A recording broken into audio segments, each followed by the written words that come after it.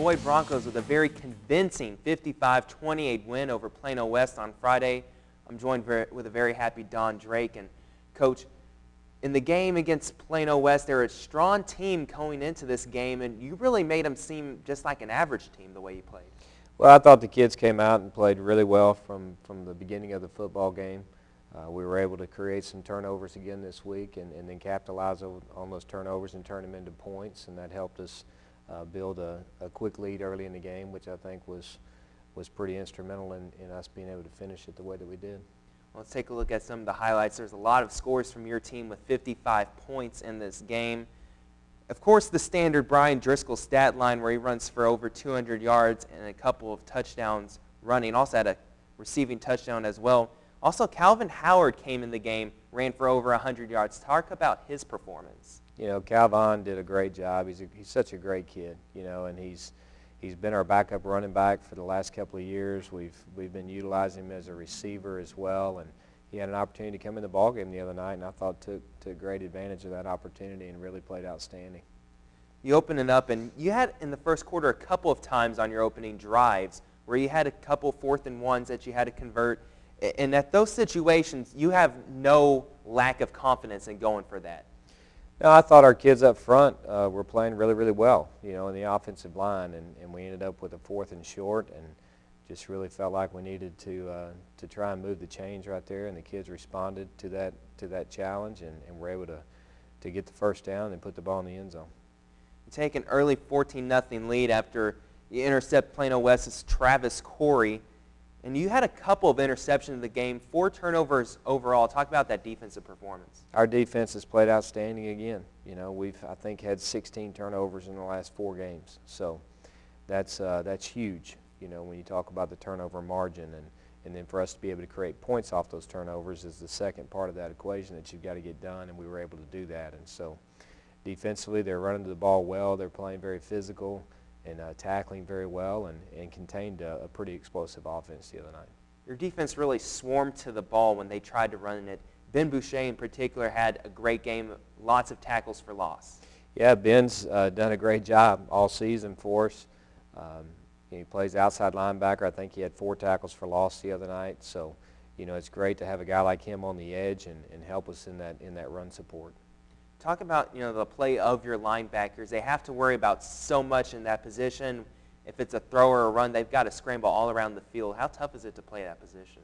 Well, I think it's very difficult, especially at the level of football that we compete in. You know, but those kids do a great job, and really it's a total team defensive effort. You know, we've got 11 guys out there that play with a lot of passion and play with a lot of intensity and play for each other and do their job, and as a result, we're able to be successful. Your quarterback, Curtis Ladd, has just really improved with every single game. Not only is he throwing the ball well right now, but using that option read, he's able to scramble for a bunch of yards. He's done a great job, both running the football and throwing the football, managing the game for us. You know, he's such a smart player and a great leader for us out there, and I've just been very impressed with him week after week and the job that he does. Had a nice touchdown pass to Dedrick Scrivens. And then Plano West will fumble the kickoff. You recover. You're able to capitalize with another Patrick Ladd field goal. Yeah, that was huge right before the half to give us that 27-7 lead as we went in at halftime. And it was a great ball there from Curtis to his brother Patrick, and we were able to complete that with a field goal by Patrick to go in with that 27-7 lead at the half. Now, this is a couple times already this year that Brian Driscoll has taken either a punt return or a kickoff return for a touchdown. He does this at the open of the 3rd quarter. Yeah, it's a great way to start the second half, you know, because our message to our kids at halftime is we're going to get the ball back. We've got to put a drive together and go finish in points. And they kick it off and kicked it out of bounds, and we had them re-kick it, and then Brian takes it to the end zone to give us that 34-7 lead. So it's always nice when you can score points and your offense not have to be on the field to do it. Now, the Wolves were able to move the ball at some points during the game, had a couple nice touchdown passes from Corey.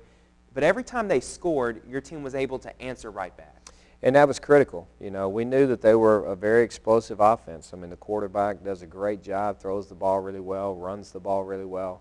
They were able to hit us with some big plays in the second half and put some points on the board, but we were able to respond and answer those with points ourselves.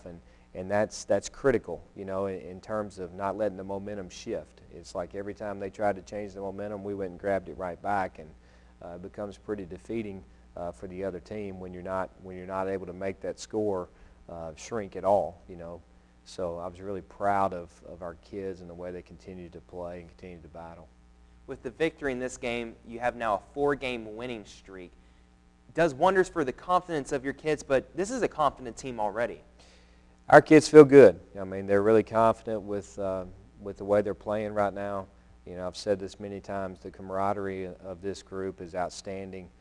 They all like each other. They love playing together. They play for each other. They play very hard for each other. And obviously to have 4 straight in the win columns is a big thing, but they're a pretty grounded group, and they understand that, you know, every week you got to go prepare, and then you got to go perform. And so we'll take another week this week to try and prepare for Plano High and see if we can't go and get back in the win column again.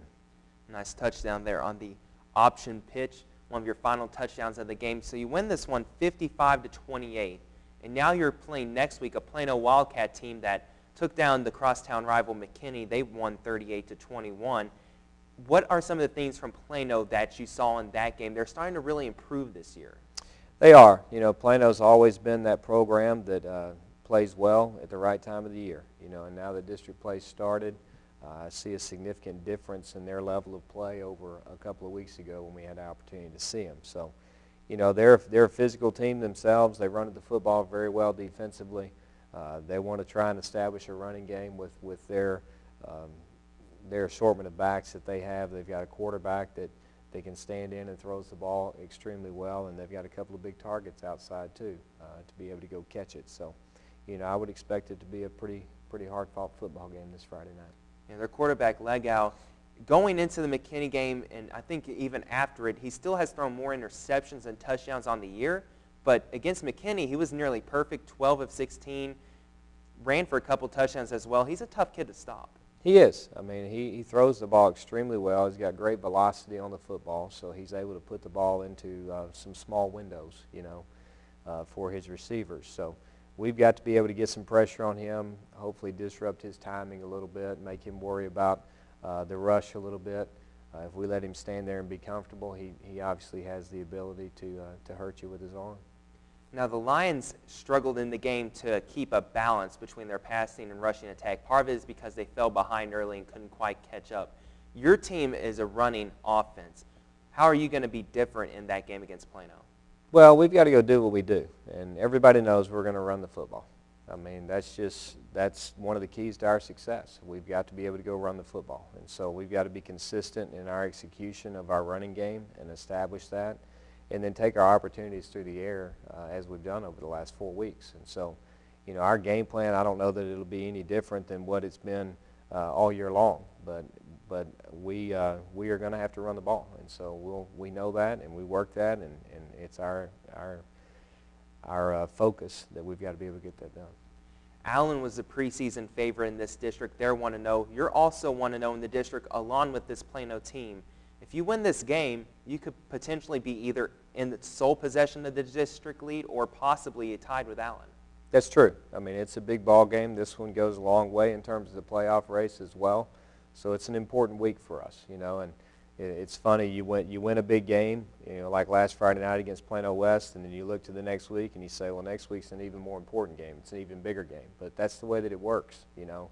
Every time you win, the next game becomes the most valuable football game to you. So, you know, we've got to get our kids ready. We've got to keep them focused on what's ahead Friday night and take advantage of the opportunity we have to go play that football game.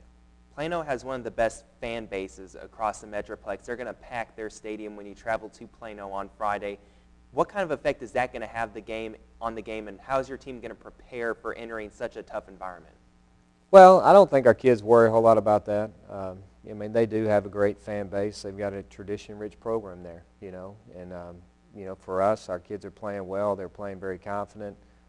You know, our kids, I feel like, have an attitude of being focused more on ourselves and on what we need to accomplish versus, you know, the venue where we compete. So we're excited about going down to Clark. I love playing at Clark Stadium. I think it's a great environment down there.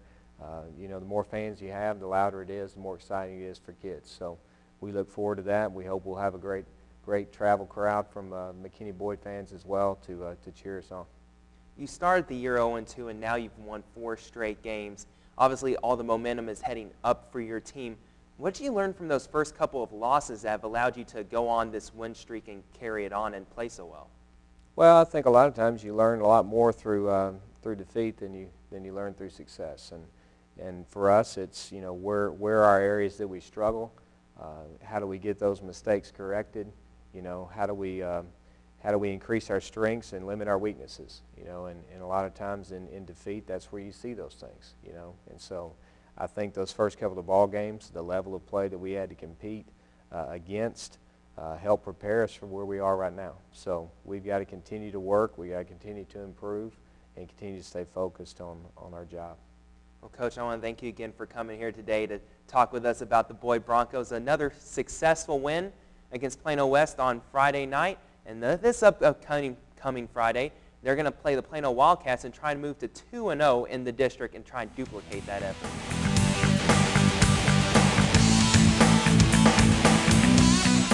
That ends our episode for this week. Thanks to all the coaches for their time on the show today. We want to remind you that the McKinney Lions are in action Thursday night at Rompo Stadium in a big district showdown with Plano East. Boyd takes their 4-game winning streak on the road Friday night to face the Plano Wildcats, and North will battle it out with Wiley. Rompo is also the site for that contest. We want to thank you for watching Sports Talk, no matter who your allegiance is to. Until next time, I'm Tyler Sloan. Have a great week.